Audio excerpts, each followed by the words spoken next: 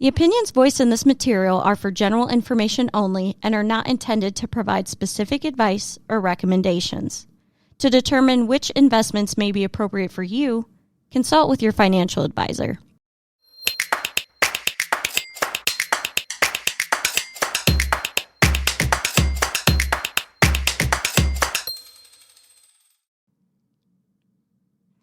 With Valentine's Day coming up, you might be thinking of ways to spoil your special someone.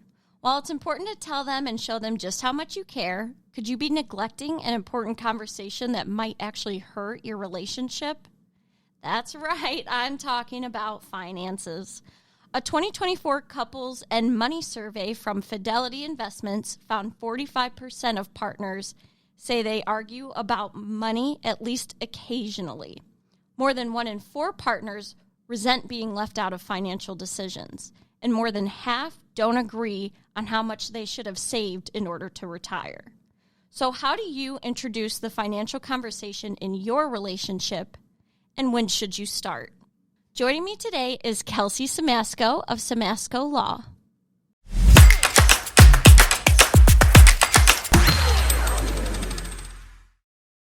So, how do you initiate conversations about money with your partner, and how soon should you start having these conversations? It all really depends on the relationship, right? We're like, if you are one of those people where you've just started, meeting this person, you've just started dating, just started hanging out, definitely don't do it then, right? That's going to be a pretty big scare someone away. Yeah. But I think that usually the sooner the better, right? And it's because if you are used to having these conversations, small and kind of frequent throughout your relationship, it's going to feel a lot less dramatic. It's going to feel a lot less confrontational. And, everybody's thoughts with money, it's kind of changing all the time, right? The economy is always changing, prices are always changing. And so people's philosophies are also going to be changing. And so usually I'll start with, when you're couple months into a relationship, just trying to get to know the person, you don't ask questions like, so, hey, how much is in your bank account today? Right. Hey, you got any, how many credit cards do you have? But you just start small, right? Are you a saver or are you a spender, right? Do you like to go out to eat? Yeah. How often? How often are you really going out? What are your big goals? And it doesn't have to be, only financial goals, but just in general. Right? Usually people will say, my goal is to buy a house. My goal is to travel. My goal is to pay off my student loans. Unless it's going to be some kind of, I want to run a triathlon. Most goals are going to be kind of financially oriented anyway, right? Because to buy a house, you need money. Right. To travel, you need money. To pay off your student loans, you need money. And doing those things, it doesn't just happen on accident, right? It's methodical. You're saving, you're investing to achieve that goal. And so you start it more as, kind of fun, right? Oh, you are renting a place right now. Do you ever want to buy? And not because you're wondering, oh, is this going to be a place I can move into? Is this going to be a place where, I can build some equity? But just in the very casual sense of, do you want to buy a house or a condo, right? Do you want to do the yard work or do you not want to do the yard work? Do you want to hire someone to do the yard work? Do you want to hire someone to come in and clean? Instead of having the big, once a year sit down of, all right, it's January 1st. What are our goals? That being said, once you are in a relationship, right? I know, for example, I'm engaged, right? And so we try to do a big once a year financial conversation of just, all right, how did last year go? How do we want this year to go? And what are we kind of saving up for? Yeah. And then every couple months, I like to do a smaller conversation, and really just smaller conversations like, hey, I was going through my credit card statement this month and I realized we went out to eat a ton, right? Maybe we should stop going out to eat so much.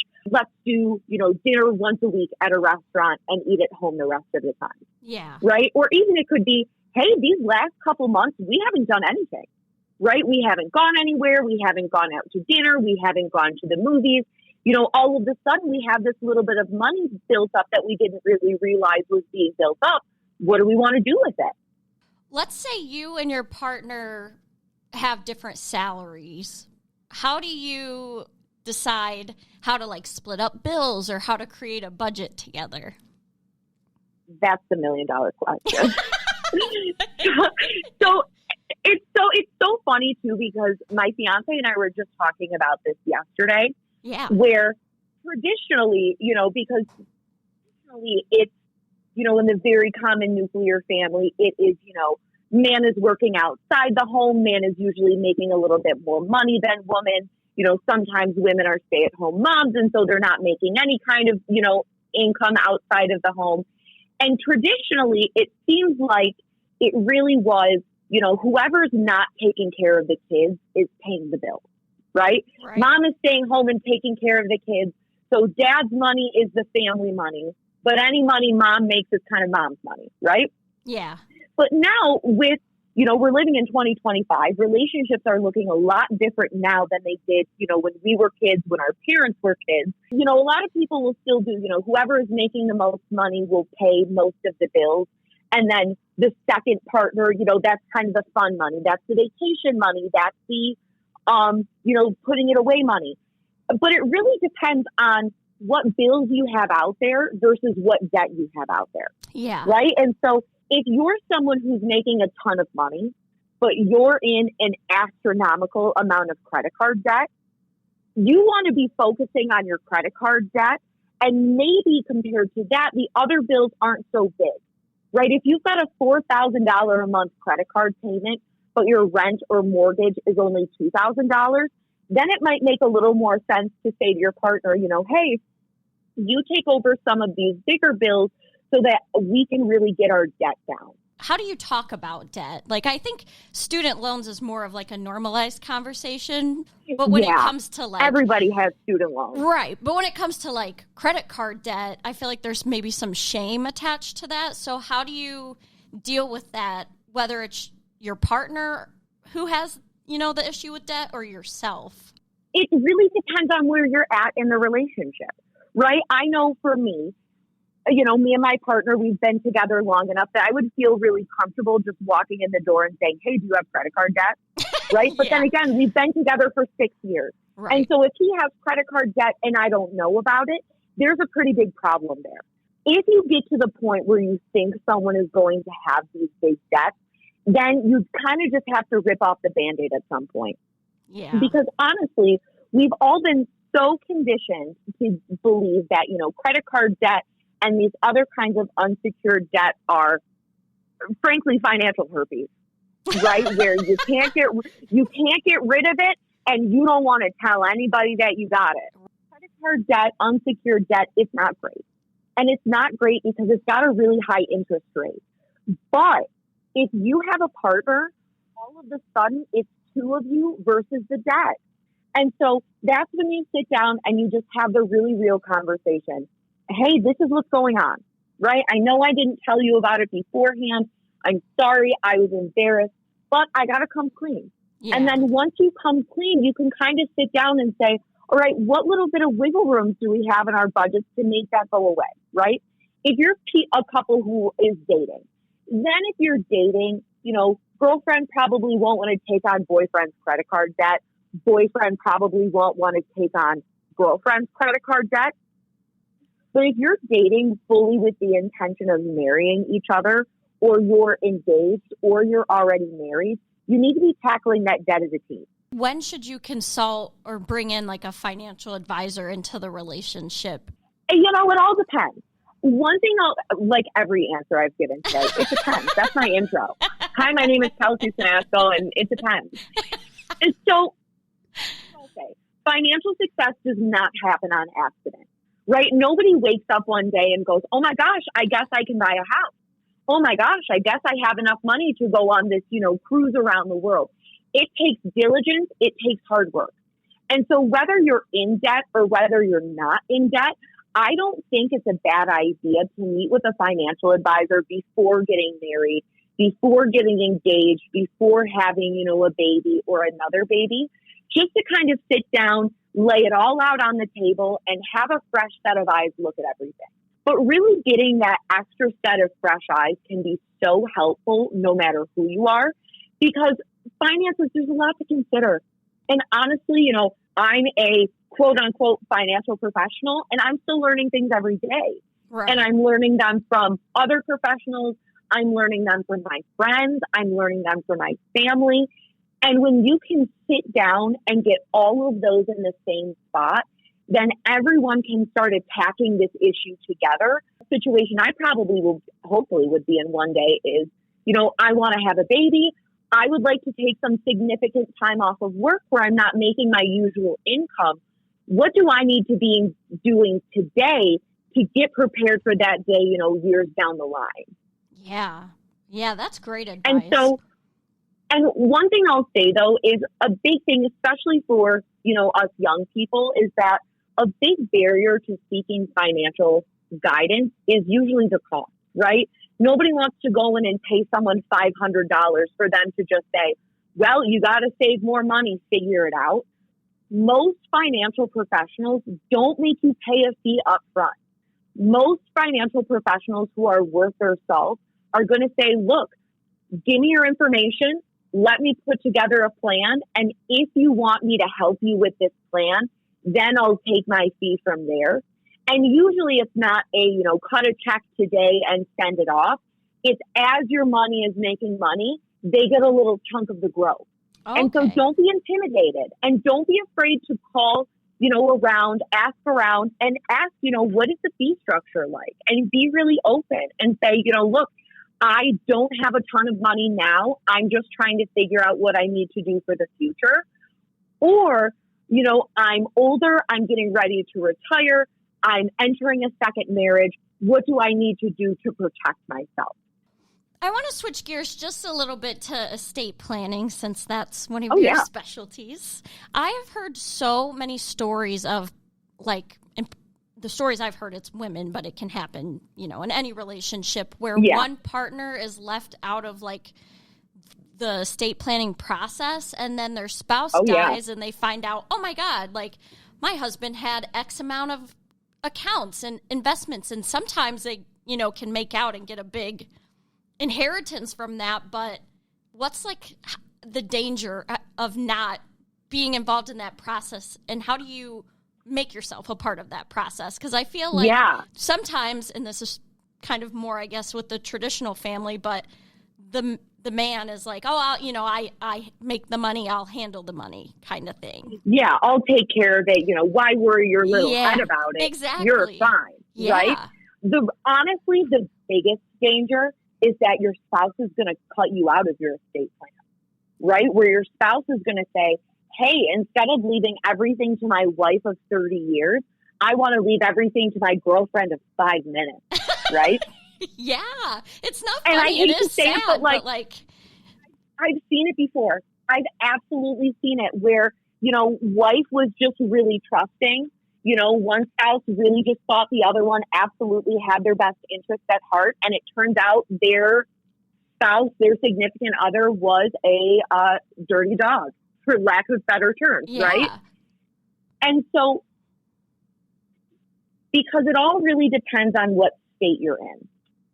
Some states are, they're called community property states, where in those states, you're not allowed to cut your spouse out of your estate plan, right? The law says if you pass, everything has to go to your spouse.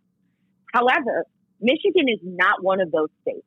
In Michigan, you are absolutely allowed to disinherit your spouse if you want to. Do you have to give them notice? No. Wow. Nope. You don't have to give them any kind of notice. You can just do it.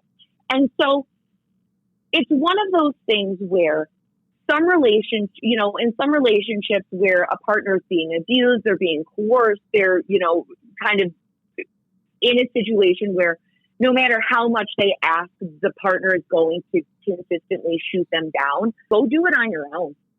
Yeah. Husband's going to go do his own estate plan. Well, guess what? Go get your own lawyer and make sure you're protected, right? Look out for yourself as much as they're looking out for themselves.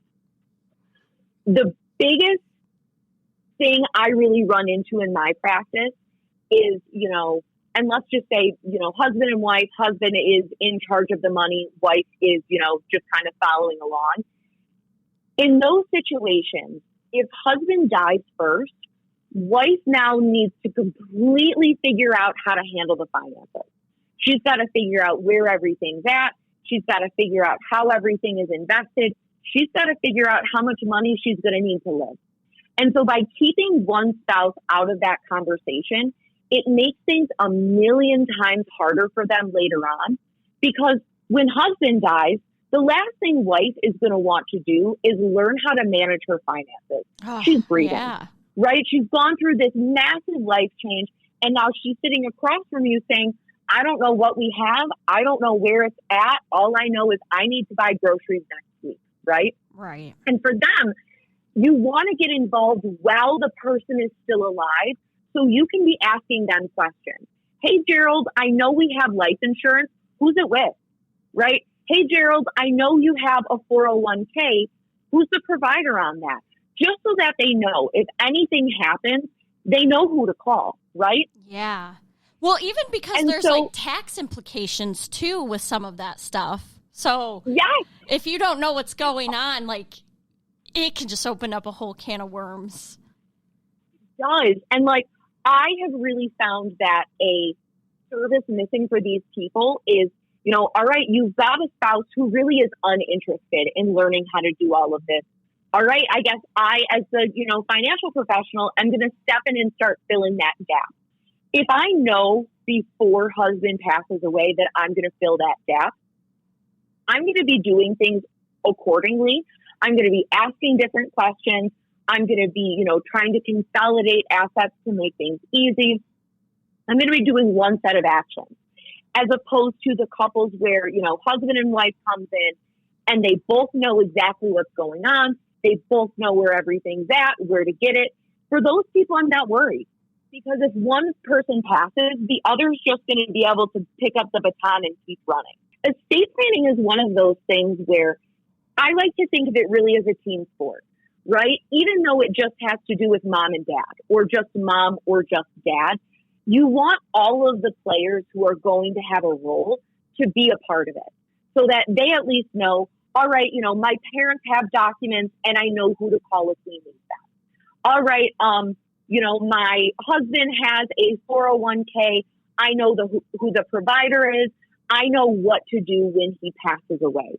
So that way, if somebody passes away, we're not in kind of a mad dash trying to figure out where things are.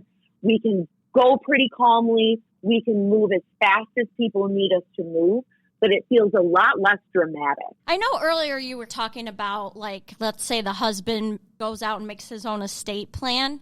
A thought that came to my mind was, like, what if the wife isn't making her own income? Should she still go and make her own estate plan? Like, how does that work? Absolutely. Absolutely. And so those situations are going to be a little tricky, because usually if someone's not making their own income, they still have to have a pot of money that they can draw from to pay for the estate plan, right? And so, of course, again, in some relationships that are, you know, abusive, coercive, they don't have access to that money. And so sometimes going and seeing a lawyer isn't always an option, right? Yeah. But for everyone, every single person who walks this planet needs a medical power of attorney and a financial power of attorney. And if you have the ability to see a lawyer to do those documents, you absolutely should, so that you have someone to explain them to you. You have someone who you can call to ask questions. If though you're in a position where that's just unavailable to you, right? Let's say you don't have access to it. You know, it's just completely off the table. Michigan has passed what's called the Uniform Power of Attorney Act, where now the state of Michigan has pretty much a sample power of attorney. It's not all-encompassing. It's not completely comprehensive, but something is better than nothing, right? And so for those people, I would say, you know, get the power of attorney online, put it in a safe spot once it's all signed up, because, again, something's better than nothing. For everyone else, though, I say you still have to come in and make your estate plan. Just because if something happens and you're sick and you need a decision made, you want to have someone on deck to make that decision. I don't know if this is part of the estate planning process, and I don't even know maybe how common it is, But you always hear like bad stuff about prenups, or there's just like a negative connotation to it. What are your thoughts on those? And in what cases maybe should couples consider them? Like everything else, it depends, right? Right. Where if let's pretend I'm Jeff Bezos. Oh, I wish, right? I'm Jeff Bezos. I want to get a prenup because I have millions and millions and billions and trillions of dollars. And I'm going to go ahead and say someone out there is probably after my money, right? And so obviously if you're the super rich, super wealthy, super, assets out there, then you might want to get a prenup. So I have these clients where it was a first marriage. So it was a first marriage. Wife was significantly older than husband. Both of them really didn't have much though, right? They both came into the relationship owning a separate property and like a little bit of cash, but that was really it. They still did a prenup just because they're of the age difference. Their family felt more comfortable. Oh, and so for them, it really was hey, to get my family off my back, I'll do this prenup, right?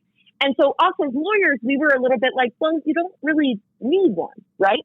Yeah. Because for a lot of couples, you're not so much anticipating divorce, you're anticipating passing away.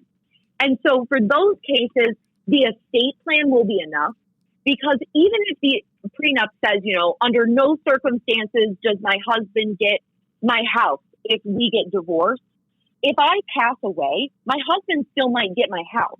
Yeah. And so if I want to avoid that, I have to do it with the estate plan. Different states have different rules regarding prenups. Some states say, look, a prenup is really the only kind of agreement you can do in anticipation of any kind of divorce, right? You have to get it done before you get married. Where some states will allow you to do what's called a postnup, which is pretty much a prenup, but you sign it after you get married.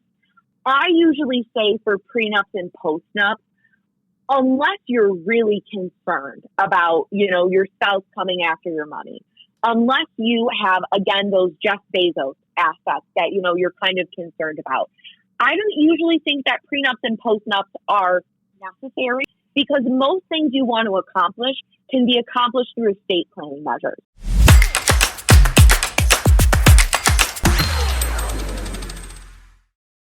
All right, that does it for this edition of Not Your Father's 2 Cents. Sources used in this episode will be linked in the description. Don't be afraid to talk about money with your partner. It could save you a lot of time and stress. So have those conversations. Thank you so much for listening, and I'll meet you back here next week.